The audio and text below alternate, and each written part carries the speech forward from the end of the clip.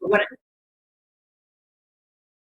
what I'm going to do is I'm going to show you what a dashboard looks like and the great information we can get from it. And then I'm going to go in and show you how to build them, and you can go ahead and build it with me. Some of you may have done a little bit of this at some point in one of the sessions that when I was on site, I think once, but I think it was just a select few. So I'm accessing the data dashboards on the left-hand side, going to this dashboard tab. And what you see, there are some dashboards that I have either favorited or made my default. And you'll see how to do this, and you'll be able to make your own. I'm going to go into the most recent one, which is the dashboard that reflects the data from 25-26 school year. So what I want to point out first is that if you create, say, a couple dashboards, which can be, you might want to create one around just interventions, one around documents, right? You can have more than one, and then you can toggle between them at the top. Okay, so if you have more than one dashboard favorited, they will all show up at the top, and you can toggle. The dashboard is made up of different pods. The pods are like these titles you're seeing here, like I have documents, interventions, intervention by area, progress monitoring, document by status. You can really kind of have lots of different titles, which is how you're going to categorize the data that you're going to pop in under that title. I'm going to expand them all. So when I expand them all, now my pod is kind of going to, drop down, and you're going to see the different widgets that are under that pod. But just so you get an idea of the great information you can get, you can create a dashboard where you're looking at, hey, how many documents by school year have been created? So if you see last year to this year, you see, this is actually 2 years ago and this year. Let me see where, am I in the wrong one? Let me go over here. Yeah, I went 25-26. There we go.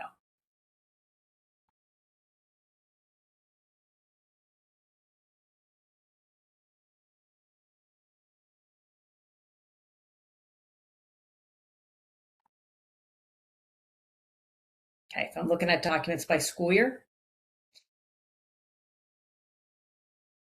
You see how many we had last year, this year, and the year before that. Of course, we're a little bit down this year, but there's good reason for that. One of them is, you guys should know this. Last year, you guys had multiple kids had more than one intervention plan, right? So that counted as 2 documents. Now we've sorted that out, so that's where that number is. The other thing is that I find that as time goes by, the tier 1s that are created and the RFAs that get created are a little more qualified. So there's less that are not really qualified for a student needing an intervention plan. Teachers start to really realize who qualifies and who doesn't, who they should move forward. So that gets cut down a little, which is really good news. Okay, it's good news. So we see how many documents. This is also where I get that information that I share with you guys as a group. And I say, hey, you guys need to update your goal statuses, right? I go to my progress monitoring widget or pod. And in there's a couple different things I can do. But one of them I love is seeing how many goals are in progress versus how many goals are met, not met, improving minimal growth, right? So right now, this says that you guys have over 1,000 goals that are in progress from the beginning of the year until now, over 1,000. Well, I can pretty much guarantee that there's a lot of goals that are passed and done. The student has either met them or not met them. And they just haven't been marked as met or not met, because that's something that is a manual change by the interventionist. So they forget to do it. As a best practice, I would say, if you can remember to do this and remind your teams at the end of every cycle. Well, you guys don't really have cycles, do you? Bridget, do you guys have like cycles? Like set 8 or 10-week periods? We can do like marking periods, or we can set our own cycle on whatever. Do you think 8 weeks is the best? It varies. Anywhere between 6 and 10 are what people do. So you can kind of choose what works for you. And if maybe cycles align with your marking periods, I don't know how long they are, then you can do that. Okay. So whatever you choose to do, that's a good time to go in and edit all the statuses. So like that cycle is kind of over and you see if the student has met their goal or not. Okay. Good information. As an interventionist, would want to see this in a bird's eye view for all my students. So I can see, hey, so many, 75% of my goals have been met. That's like really good news. Okay.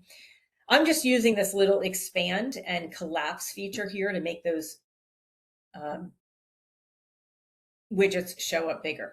But another thing that I love my interventions pod. When I expand that, what you'll see here is you'll see how many interventions are being worked on, right, at each school.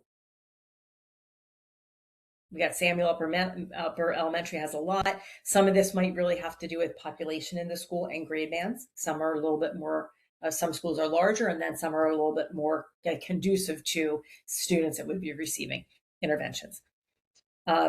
What tiers do they fall in? Look, you guys have a lot of tier 2. So you see lots of good information. I also love seeing the areas that are being worked on. So here, let me expand this pod, and we can see here that there are a lot of targeted areas of instruction or around comprehension and analysis.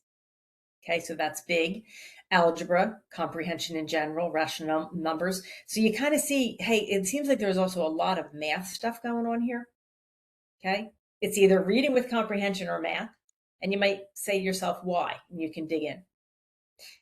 One cool thing here is that if you select any of this, say you want to say to yourself, who are these intervention plans around work completion?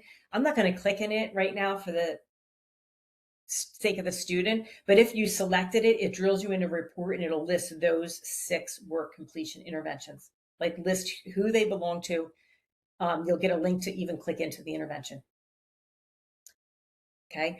After I show you this, what I'm doing is I'm showing you this and I'm going to show you some features and how they can be used. And then we're going to go in and we're going to build some. So I'm actually going to have you guys build it while we're on the call today. Okay. It's not difficult. Let me go over some of the features within each widget. Now that we've shown you some of the good stuff that can be gone. Oh, I do want to show you the meetings, since I think you guys are starting to do a lot of meetings in here. Here, I have a widget, a pod around meetings. And in that widget, you can see how many meetings are at each school. So who's really taking advantage of the meetings and who's not. It's okay if you're not, but maybe you want to start. We did hear at the last time I was on that those that were using the meetings actually spoke about how useful they were and said how it's nice to have everything in one spot and it's just really neat and handy and all their notes are there. Okay. So those schools down here that aren't really using a lot of the meetings, maybe you want to start documenting the meetings in here. And if you need a reminder on that, I can show you how to do that.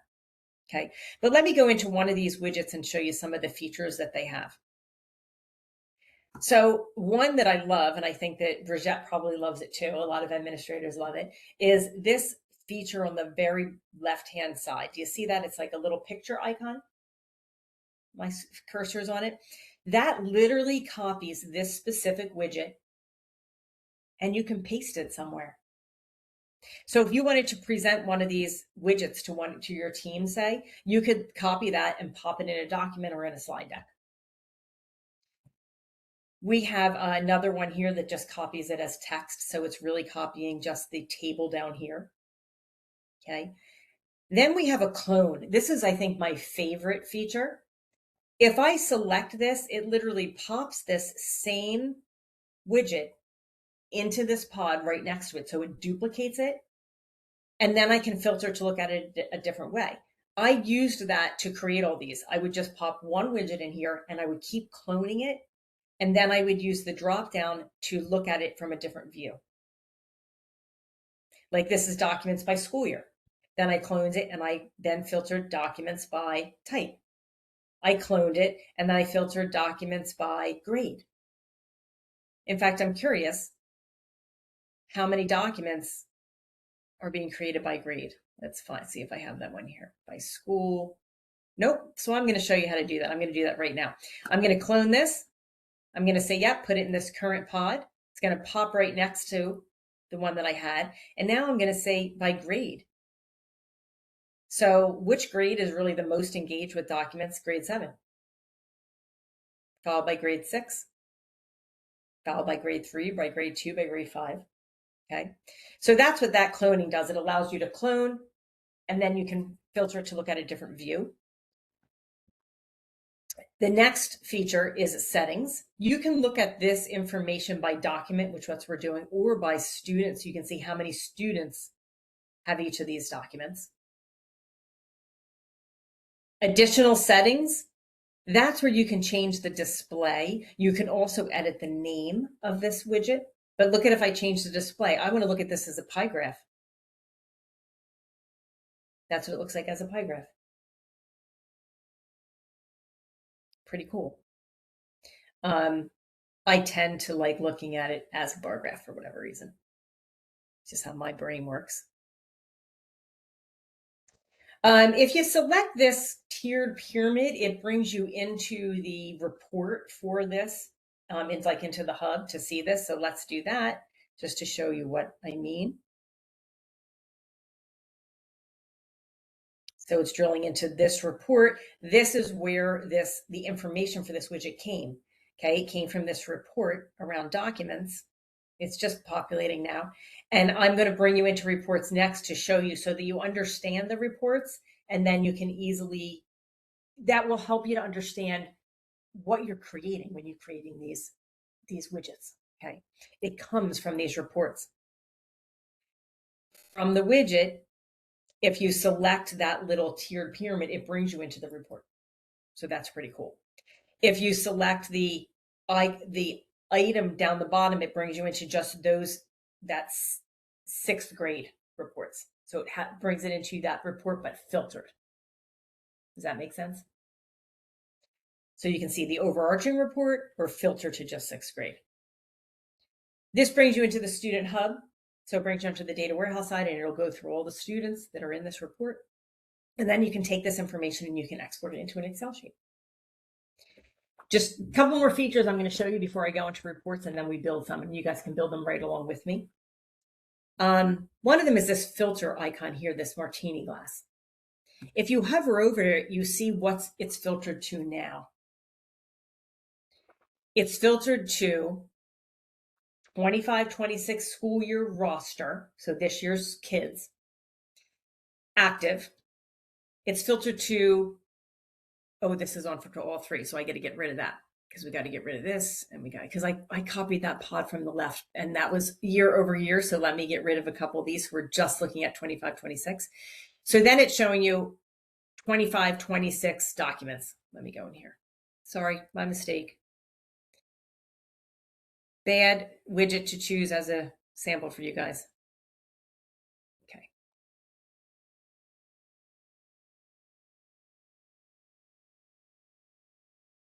Still listing that. I'm going to get out of that one and go to another one. Let's do documents by type.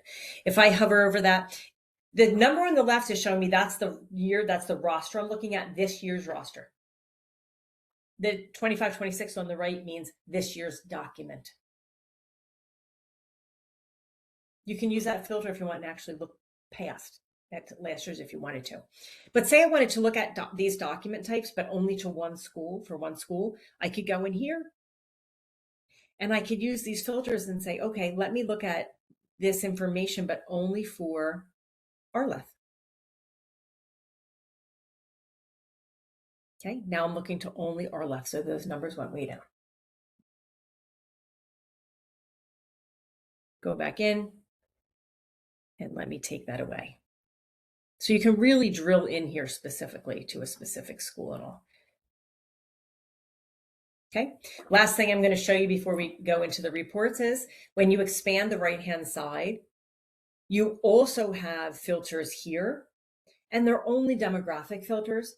So you can choose one of them and it'll apply to the whole dashboard. So say you wanted to look at all this information, but only one grade or only one school, you would choose it and it would apply to the whole dashboard and everything would repopulate.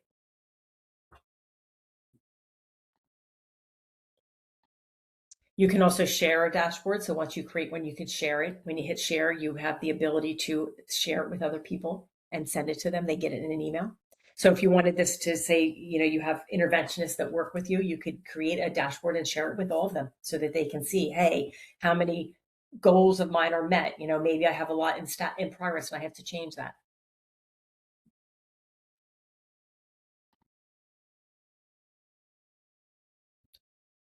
Okay. Next, what I'm going to do is I'm going to go in and show you the report so you understand where this information is pulling from. And when you understand that, I think you'll be better to build them. But before I do you have any questions around what I just showed you before I go to the next step?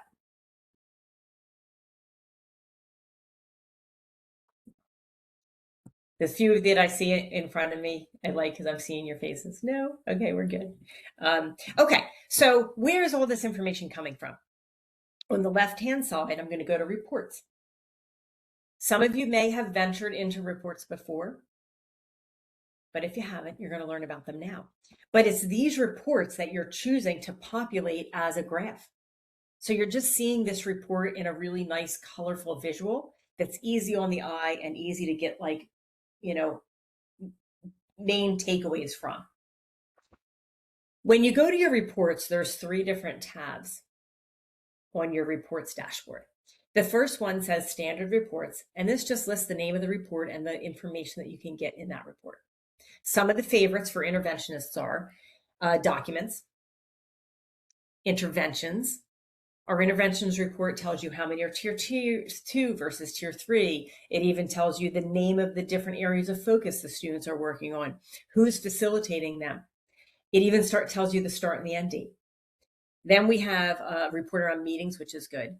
Progress monitoring is great. That lists all the goals, and it even gives you data for how the students are tracking towards those goals. So it does give you their baseline score, the latest measurement, and the target score. It's a good way to audit the interventions to see if they're really progressing in the right way. It's also a good place to go to make sure that your baseline score is not higher than your target score. A lot of people do that and they don't realize that shouldn't really be. You shouldn't have a student whose baseline score is 90. Maybe they don't need help in that topic. Service logs are great too. You get to see the minutes that are being served for each student for each skill. That's a really good one. So I'm going to go into one of these in a minute. Then we have our My Reports tab. That's because you can take any of these reports, you can filter them any way you want, and then you can save that with its own name, and it's going to be here for convenience, filtered just the way you want it. You would just go here and grab it, and it's always dynamic, so it's always, the updated information. And then shared with me, if anybody shares a report this with you, this is where you would go to grab it. When you grab it, you can save it to be your own if you want under My Reports. So let me go into one of those reports. I'm going to go into the progress monitoring report because I think that is a really good one for people in your role. So when I select that report, it populates. We're going to have our main data set on the right. And then on the left is just an extra demographic filter, which I'm going to close for now. So this main data set works like a Google Sheet, right? It gives you all this great information. I'm going to kind of hide the student's name, but we see here the name of the goal. We see what tier. We see the measurements. So we see the student's latest measurement, the student's baseline measurement, and the student's target score. I'm going to move the baseline to the left because you can do that here. You can just drag it. And now it's easier on my eyes because I know the baseline comes first, right? So I can see it left to right. And you want to do a quick audit and go, does this look right? Do I have any baselines that are really way higher than my target? Here's one. I'm not going to see whose it is or anything, but we've got a baseline that's 88 and a target of 80. The student's trying to get to an 80, but they started at an 88. Is this necessary? I mean, they even went to a 96. So they surpassed the target before they even started. It's a good audit for, hey, is this all being done correctly? I see a lot that are being done correctly, but it's just a good way for anybody to give a check on what's going on. Okay, so let me show you how you can even get information in here that you want. So this is the main data set. It's kind of has its defaults, but if you use the configuration gear in the upper right-hand corner, you can add in any pieces of information that you want. So maybe you want to see, hey, what was the goal start date? Or what was the measurement type? I like having the assessment name.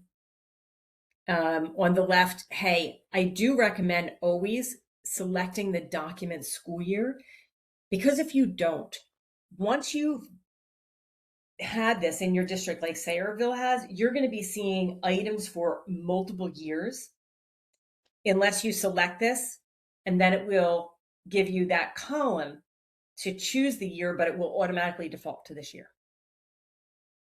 That's a good piece of information to people to know, and hit apply. And now you have the report just the way you want. Any questions about this report or any other report? Well, we can go into the other ones, but any questions about this report before I show you some of the features at the top and also what this side filter does? First, I have a quick question. Yeah.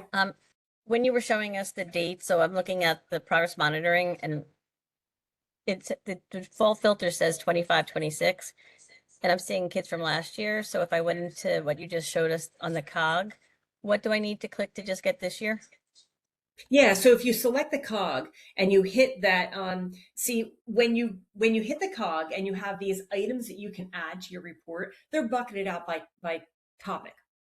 So we have, like in this particular report, the topics vary by report, but in this particular report, we have all topics around demographics on the left. That's where you would want to hit document school year. You have topics around the actual intervention, and then topics around the specific goal. But when you hit document school year and hit OK, apply, what it's going to do is it's then going to filter it just documents for the 25-20 school year. Did that work for you? It did, thank you. I was just confused that the filter wouldn't have filtered it. So you'd had to go one more step to the cog. You know, I am so glad you said that because it confused me too. And I've actually put in a request to the team and said two things in my request. And if you guys agree with me, great. And if you want something else added, let me know. One request I put in was, hey, can we please set this up so that the baseline appears to the left of the latest measurement? Because since we look left to right, we want to go first thing left, then the latest measurement, then the target. So it makes sense. So I asked for that. The second thing I asked for was, when these populate, can it automatically default to just the current school year? That you don't have to go in and set it to the current school year. So I asked for that. To take it one step further and tell you that sometimes people really listen to me, when these populate over into those little graphs, those widgets, they used to default to showing you all the school years. So the items look inflated. And I said, no, that doesn't make sense. When you create a widget with this information, it should default to just items for this year. And they changed that. They just didn't change this because I didn't realize it did it here too. So when I realized it, I put it in. Now I can tell them that Sayreville's also requesting that. How does that sound? Sounds good to me. Yeah, and maybe they'll do it a little quicker. Actually, they're trying to work as quick as they can. But for now, you just have to remember that this total item number, the records, will be inflated if you don't go in and actually, get that as a column and have it default to 25, 26. So let me tell you a couple other things. This side filter on the left, when you expand that, similarly to on the data dashboards, when you expand the right-hand side column, here it's on the left, you have demographics here that you can drill into. And when you do, I did Harleth the last time, maybe I'll go into Dwight and hit apply. It takes that demographic and applies it to the whole data set. So now I'm only looking at the same data by this school, and that's why my item numbers have gone down. Might not be as important to you guys if you're only at one school, but as an administrator, Bridget, they like it because you can quickly filter this, like for Eisenhower, and then save it and name it Eisenhower, and then go ahead and filter it to another school and quickly name it. Okay, so it's like just a more efficient way of filtering quickly and applying it to the whole data set. Okay, but I'm going to get rid of that, and I'm going to collapse that and show you now that you can take these reports and you can export them into a CSV or an Excel. You can print them. When you print them, it literally looks just like this, and it'll print into your batch. And then this purple icon is where you can save it as your own report and share it once you get it configured just the way you want. So say you configure one for interventions and progress monitoring and you want to give it to some of your staff members, you would configure it, save it, name it. Maybe I want to say Lori's, interventions report, or grade 3 and 4 interventions report, and then you can share it to specific users down here. You just put their name. Okay, you can even choose to send email notification and send a little note, and then they will get it directly in their inbox with the report linked. Okay, I'm going to close that out. I'm going to stop right there. Any questions about these reports, or maybe some things it does before we go in and we create dashboards? We're almost to the fun part. And when we create dashboards, especially if you have 2 monitors, please create along with me. If you don't have 2 monitors, sorry, that's okay. I'll try to be very careful when I explain things so you can just find it by listening.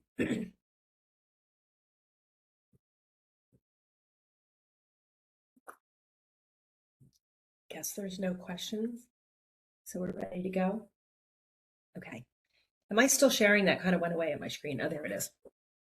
Yes, okay. Still sharing. Thanks. So for those of you who are going along with me and want to build, please go to your left-hand side panel and select the dashboards icon. Now, yours isn't going to look like mine. Yours is going to say start at the top if you've never done one before. So the start at the top is where you're going to go if you haven't created one. Or even if you created one, but you didn't change the name from start, it's going to say start. Create a new dashboard is if you have one created, you can always go in and get a blank screen to start with and create something new, because you can have many dashboards. And then manage dashboards is where you go to see a list of the dashboards you do have. And from that list, you can edit the names, and you can also share it from that list. You can share a dashboard when you're in the dashboard with somebody, but you can also share it from the list. So if any of you are on here that have never created one before, go ahead and select your start at the top. And you're going to have a screen open up that's going to be blank, and that's okay. Just keep it that way. I'm going to go to my create a new dashboard because my start is gone. When I create a new one, it's going to ask me to name it. So I'm going to name it real fast. You don't have to name it for your start. I'm just doing my demo one, and I will get rid of it at the end.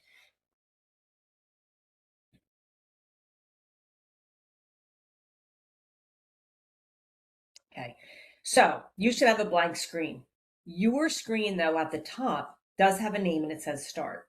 Mine says Krista's demo because I named it really quickly. I went in a little bit of a different way. We will rename yours afterwards from manage dashboards. What you're looking at here, this whole entire blank screen, is considered your dashboard. So everything you see on this page is considered your dashboard. The first thing you want to do is add pods, or start with one pod, and you want to name your pod. Then in that pod, we're going to add little widgets, and that's where we pull in the reports. So I'm going to go ahead and do one, and you can do it along with me. You can go ahead and select the add pod. When you do, it's going to ask you to name the pod. Well, you might not know exactly what you're going to do yet because you've never done this before. I'm going to recommend that you start broad. I like to start broad and then drill down to like a specific, goals and progress monitoring and meetings. So I'm going to name it just documents,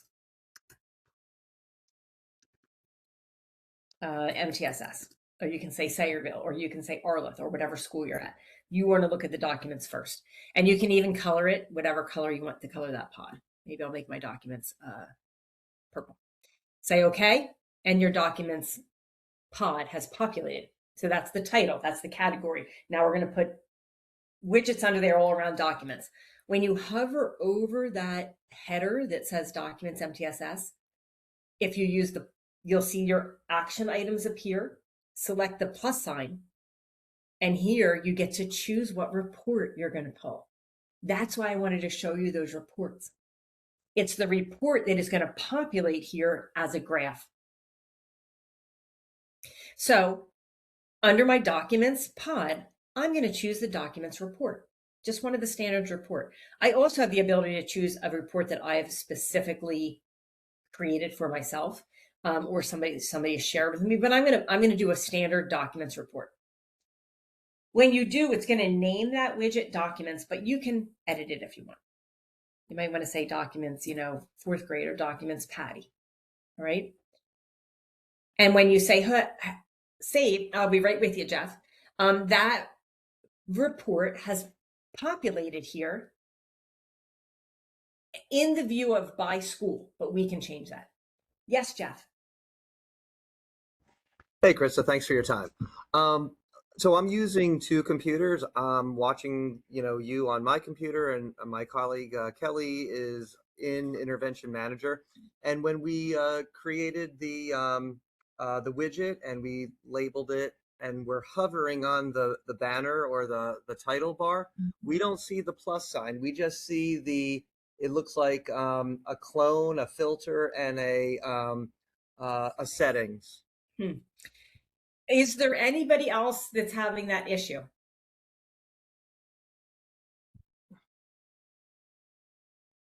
Colson?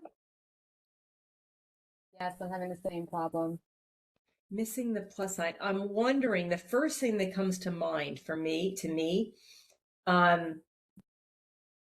is updating the computer. Okay. Usually when the computer is in need of an update, icons will be missing. That's one thing. And if that's the case, it will probably work in a different browser. Okay, we updated the computer today, actually. You did? Okay. Yeah. I'm also writing down, who was the other person? Because I'm writing down your names because I'm going to report this. Krista, it's Colson Geison, Geison, Colson. Okay. And Krista, just to be clear, I'm not checking mine yet because I'm watching on my computer, and we're right. working on Kelly Markowski. Okay.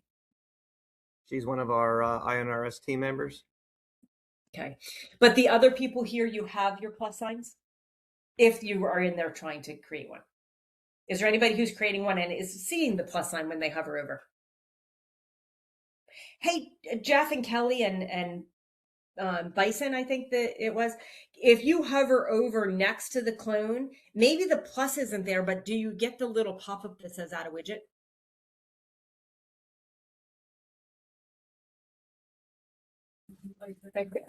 Sorry, Krista, I couldn't hear you. Did we get the little pop-up that says what? Add a widget. No, I just see clone, the filter, and the settings, like Jeff was saying. Yeah, we're the same on the computer that we're trying it on too. Okay. What I need to hear, is there anybody who's doing this in the plus sign? Is there? Yes, I have the plus sign. I do too. I do too. All right. So that's making me think. I mean, yeah, I'm thinking that it would be an update then, a device issue, not an account issue, or it could be a weird glitch that's affecting just certain people. So I will report it as soon as we're off. Thank you for letting me know. I'm sorry that if it's not there, try clicking and seeing if the widget pops up anyway in that area. But unfortunately, you just might not be able to do it today. Okay.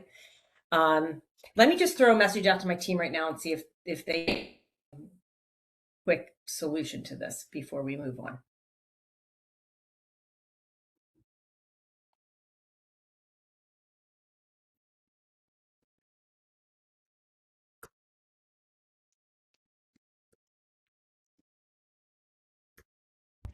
And Krista, I'm just letting you know that I just got into my Intervention Manager and I tried it too, and I actually don't see the plus sign either. Okay. Thank you.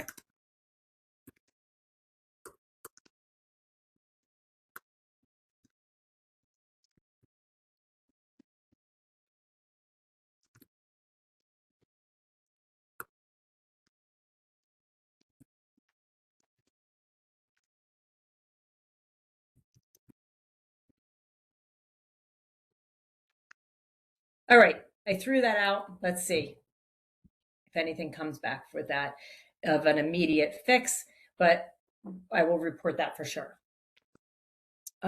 Okay, so when you add that widget, it always is going to default to the view of by school. Okay, so you're going to look at documents by school. You guys, if you only work at one school, you're only going to see one bar because you only have one school. That's okay. But here's where I like to clone it. You're going to put it in this current pod. And now you can use that center little field to look at it from a different view. So let's look at it by grade. And it filters by grade. Just remember that on the bottom, if you wanted to go into the actual report and see like what second graders have this, you could select the table down below on the number, that second bar, and you would see just second graders and exactly who they were. I'm going to clone it again. I love the clone. It's literally my favorite feature on here because I just hit clone, hit current, that documents report populates again.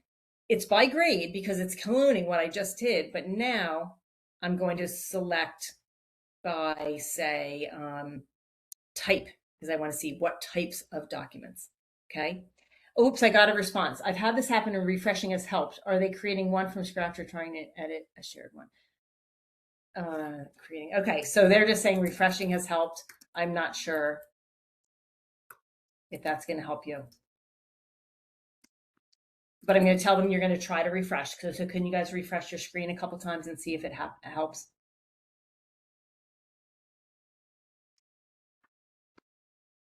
Yes, and I'm not sure if it will help everyone, but my office is at Samsel, and I did have to my computer like completely shut down to run updates today. So I'm not sure if that's all over the district, but that could be because I see Kat put in the chat that she had to update and restart her computer as well at the high school. So you don't need to do it now because we're in the middle of this, but maybe restarting the computer will help.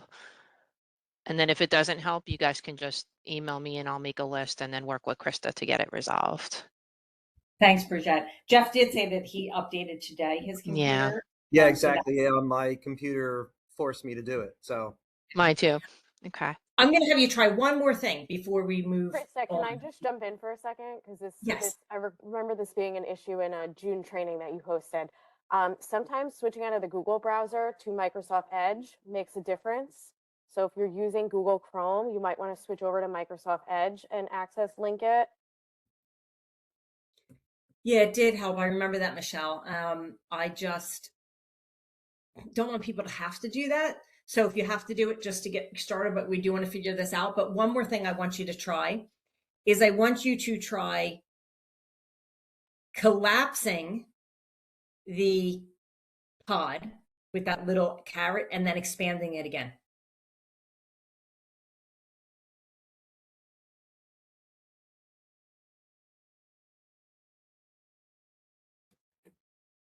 Unfortunately, it didn't make a difference for me, Krista. yeah, it didn't work for me either. And I tried refreshing a bunch of times also. Okay, thanks. All right, well, we gave it a good try, and now we'll move on, and we'll address this afterwards, okay? Thanks so much. And then Krista, just before you yes. start back up, Kelly has in the chat, if they are school-based, they should only be able to see their own schools, correct? Or should they? Yeah, okay. I just want to make sure. So that's a really good point, Kelly and Bridget, that when you are this data, whether you're in the reports or in the data dashboards, you're only going to see what you're supposed to be seeing. Mhm. So even if you shared this with specific staff members, they're only going to see it for students who they have visibility into. So they're not going to be able to see data from other schools or other teachers unless they have the ability to see other students in the building. So that's for security reasons. Somebody on my team is typing a lot in here into my response to this, so we'll see. Okay, so documents. Let me move on. So I've seen looking at documents by school, by grade, by type. And another thing that I'm going to show you guys, which is really going to come in handy when you are at the end of the year, when you're closing out these documents, you can look at documents by status and see, hey, how many are closed? Because when you're wrapping up in June, you want them all closed. So this will let you know, are they closed or not? And if they're not, you can go right into the active ones right here. Because when I select this, it drills me into the report. And one thing I want to show you about in this report that is cool that I did not mention earlier, I forgot, is from this report, once it populates, let me get these kids' names out of the way. Whoops. You can click right into each one of these documents right from here, one after the other. Boom, boom, boom, if you wanted to see what was in it, which is really cool.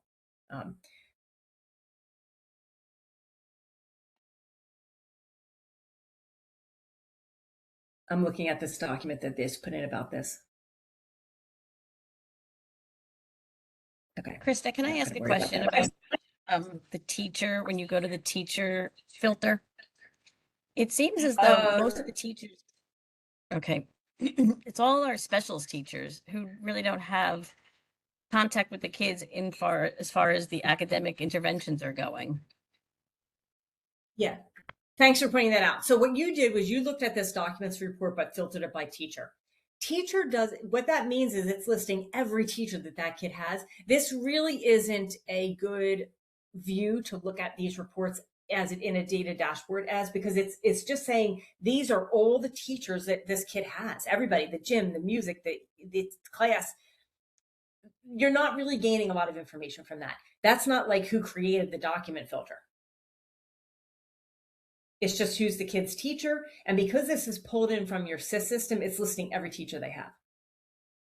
And since most kids have every special teacher, they have the most responses. So they're going to be populating at the top. That's why. Good question, though. Really good. Okay, document status. So now what I'm going to do is I'm going to collapse this. I could just add another pod and it would pop right under, which it will, but just easier on my eye if I collapse this.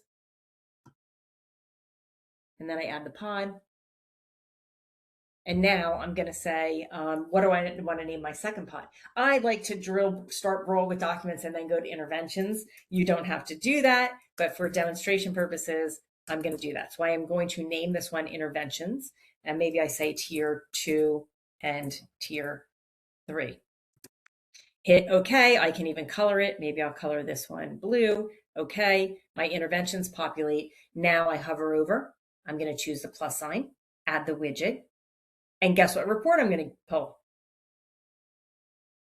I know you're all saying to yourself, interventions, right? So I'm going to hit interventions. I can name it if I want. I can put tier 2, tier 3. Maybe I'm just looking at grade 3, or maybe I'm looking at, I want to put my name there. Say, okay, my interventions report populates, and it populates by the view of school. So I'm seeing how many interventions by school. Yours is going to be, if you're only at one school, it's just going to be one big bar of how many interventions are happening at your school. But what you guys are going to love, you can clone it, and I would filter it by facilitator. Okay. Now you see who at your school is facilitating. I have other show up at the top of mine. That's because there's only so much room for line items, and everybody else collectively adds up together as other. Okay. But I've got Dawn, who is leading the pack here with 142, followed by Janet, Gina Duda. Gina, I've been hearing from a little bit in emails, right? Kelly, like a lot of names that I recognize here. So you see how many interventions you're facilitating. Interventions is a really great one for you guys. I would keep cloning this. And now I'm going to look at this as, hey, what are my students, what area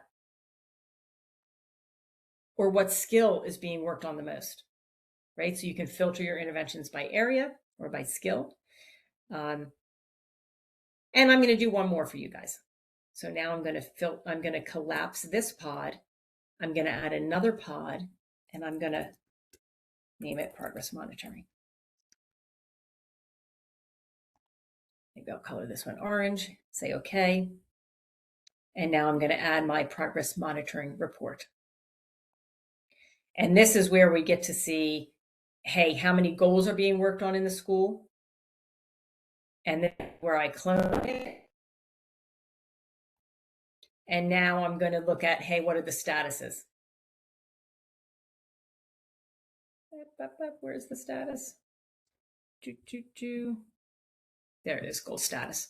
Okay, that's a really good one to filter it by. And of course, if you see that you have a lot of goals in progress, you can know that you can go in and you can flip that. You can edit the status very easily from the home screen. Doesn't take a lot of time, and indicate, hey, for those particular interventions or goals, did this, especially if the goal's over, did they meet it or not?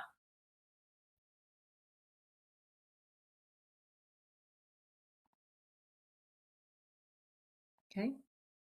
You can keep these collapsed. You can expand on the upper right-hand side. We can expand all at once or collapse all at once. On the right-hand side, we have this sidebar. If you want, you can share it from here. You can, if somebody shares it with you, this is where you would copy to your own dashboards. It's also where you can drill in and filter to just one particular school or grade, and it applies it to the whole data dashboard, just like your reports do. I'm going to give you guys a minute to catch up with me, because the next thing I want to do is go here and explain to you why things show up at the top versus the bottom and how to rename things. And then we're done. So let me know when you're ready, kind of if you're good to go on.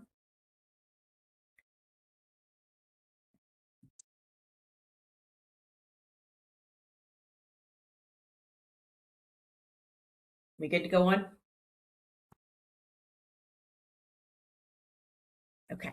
I think so. So, yeah. Bridget, did you talk? Bridget? No, I just said I think so. I think we're good to go. Okay. Okay. On the left hand, before I do that, if you want to name, you can rename the widget. You can rename the pod. A lot of times you don't want to name it until you kind of get in here. But if I had filtered a specific pod to say just show one specific grade, I might want to name that widget like documents by third graders. So in order to rename the widget, you do that using the configuration gear, additional settings, and at the top there's that edit pencil and you can name it. Okay. If you want to rename the pod, same thing as you go into your gear, only this time it's literally right there. Boom. Say okay. To rename the whole dashboard, the title of that, you do that from your managed dashboards. So from the left-hand side, you would go here. What shows up at the top is the very top is what is your default. The other ones that are above the line are things that you've set as favorites. And then your create a new and your manage is always going to be at the bottom. If I go to manage, from here, you can take that dashboard, and this is where you can rename your start to whatever you want to name it. You can also share it from here. If you take that little house and turn it green, it will become your default and show up at the top. So when I hover over here, now that's at my top. And any other dashboards you created, because again, you can have many. You can have a dashboard just for third grade, a dashboard just for fourth grade. You would just star it, and that would show up above the line as a favorite, but only your default is at top.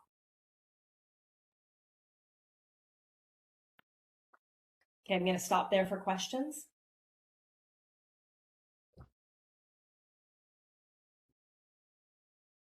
She had that.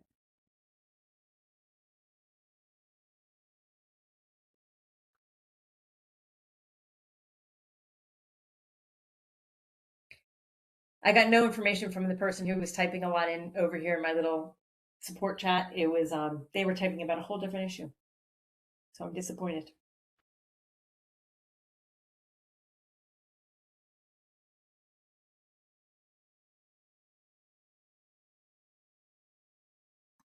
So no questions? That means I did a really good job. That was a joke.